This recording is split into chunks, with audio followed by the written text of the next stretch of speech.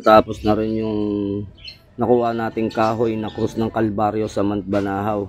So ito yung disenyo. Kung mapapansin natin dyan, ito yung pinakabundok ng Banahaw. Sa tuktok niya yung krus na may nakaluhod na mga mandarasal. So ito ay ikinasa ko ng krus na sinukuan kung tawagin, ano.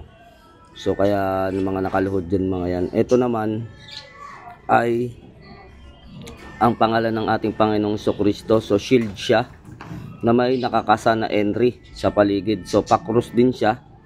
Yan yung nasa likod ng shield. May cross din dito, may cross din sa ibabaw na pangalan ng ating Panginoong Jesucristo. Etong cross na sinukuan, mainam to sa mga taong matitigas ang kalooban at doon din sa mga tao na may mga kagalit na hindi mapasuko. Maging sa negosyo, mainam din to, no, sa madaling mga transaction. So ito mga lods ay available sa atin, nagawa na. Yung kanyang sabitan naman ay 4 klabo. So yun, magandang kombinasyon yung naikasa natin dito sa kahoy ng krus na nakuha natin sa Banahaw. Ito yung krus ng Durungawan o sa Kalbaryo na tinatawag.